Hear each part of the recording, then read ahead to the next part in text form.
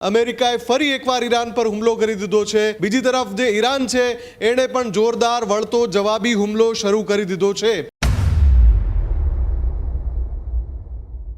અમેરિકાએ ઈરાનનું જે એક ઓઇલ ટેન્કર હતું ઓમાનની ખાડી પાસેથી પસાર થઈ રહ્યું હતું એના ઉપર બોમ્બમારી કરી છે। હવે આ જે પરિસ્થિતિ ઊભી થઈ છે એનાથી ચિંતા એ વાતની છે કે ફરી એકવાર ઇઝરાયલ આમાં ઉમેરાઈ જાય અને આરપારનું યુદ્ધ ન છેડાઈ જાય તો સારું, કેમ કે યુએઈએ થોડી વાર પહેલાં જ એલર્ટ જાહેર કર્યું છે કે ઈરાન તરફથી સંભવિત ડ્રોન હુમલાને જોઈને અત્યારે તમામને એલર્ટ કરવામાં આવે છે કે કોઈએ બહાર ન નીકળવું,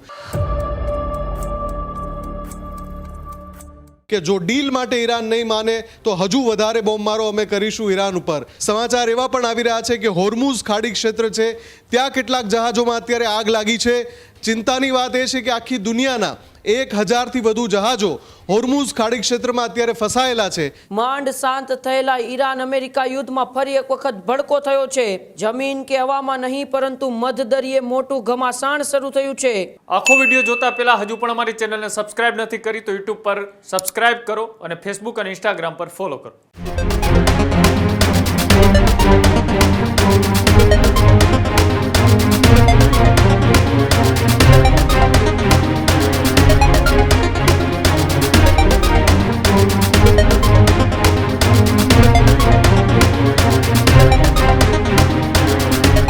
માંડ શાંત થયેલા ઈરાન અમેરિકા યુદ્ધમાં ફરી એક વખત ભડકો થયો છે। સીઝ ફાયર તોડી અમેરિકાનો ઈરાન પર હુમલો જોવા મળ્યો છે।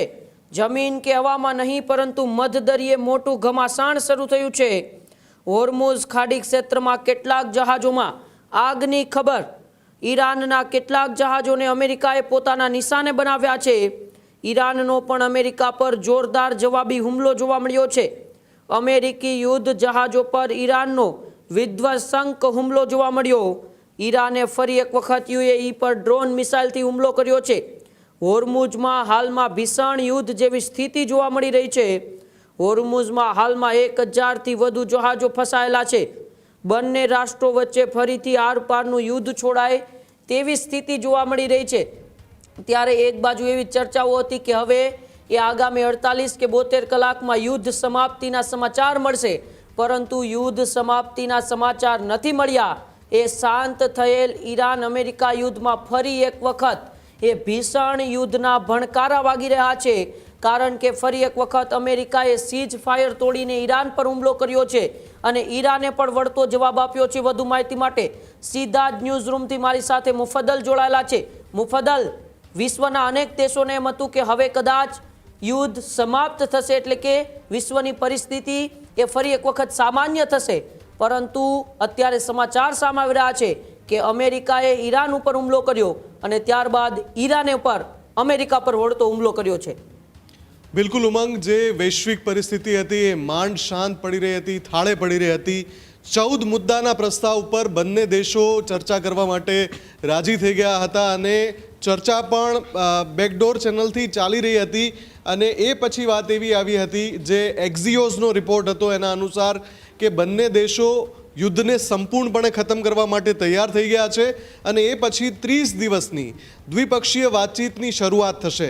પણ અત્યારે જે સમાચાર આવી રહ્યા છે એ સૌથી ચોંકાવનારા છે અને ચિંતાજનક પણ છે। આખી દુનિયામાં જ્યાં ઉર્જા સપ્લાયની ચિંતાઓ છે એવામાં અમેરિકાએ ફરી એકવાર ઈરાન પર હુમલો કરી દીધો છે અને ટ્રમ્પે કહ્યું છે કે જો તહેરાન ડીલ નહીં માને તો હજુ વિધ્વંસક હુમલા કરવામાં આવશે।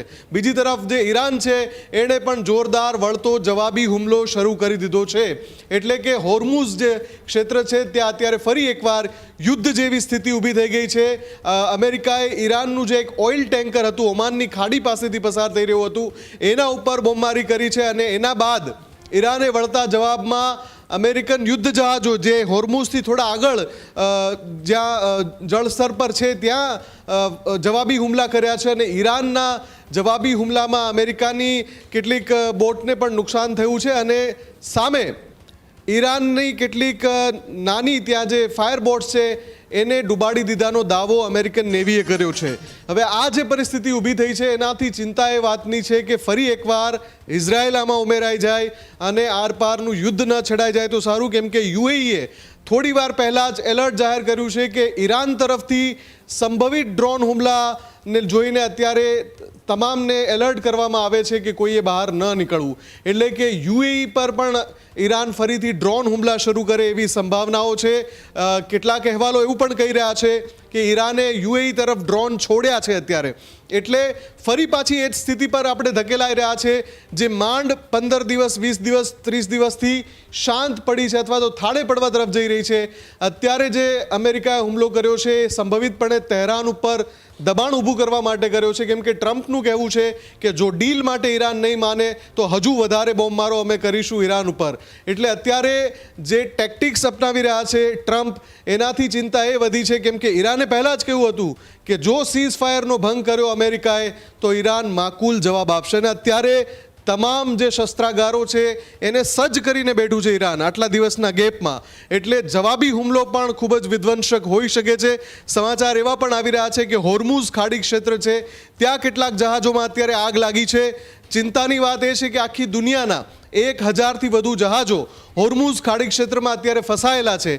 એવા સમયે જો ત્યાં કોઈ કમર્શિયલ ટેન્કર ઉપર જો બોમ્બમારો થાય છે, મિસાઇલ મારો થાય છે અથવા તો ડ્રોન એટેક થાય છે તો ત્યાં સ્થિતિ ગંભીર રીતે વણસી શકે છે ને આંતરરાષ્ટ્રીય ચિંતાનો વિષય બની શકે છે. ઉમંગ, આભાર મુફદ્દલ અમારી સાથે જોડાવા બદલ અને માહિતી બદલ. તો જે પ્રકારે અત્યારે વૈશ્વિક પરિસ્થિતિને લઈને સમાચારો સામે આવી રહ્યા છે, જેમાં ફરી એક વખત અમેરિકાએ પણ સીઝ ફાયર તોડીને ઈરાન પર હુમલો કર્યો છે ને ઈરાને પણ અમેરિકાને વળતો જવાબ આપ્યો છે. જોવાનું રહેશે આવનારા સમયમાં શું ફરી એક વખત બંને દેશો વચ્ચે સમજૂતી થશે કે પછી એ ફરી એક વખત મિડલ ઈસ્ટના એ દેશો વચ્ચે ભીષણ યુદ્ધ ફાટી નીકળશે. આ જ પ્રકારની તમામ અપડેટ જોવા માટે ન્યૂઝરૂમ ગુજરાતને લાઇક, શેર અને સબસ્ક્રાઇબ કરવાનું ભૂલતા નહીં.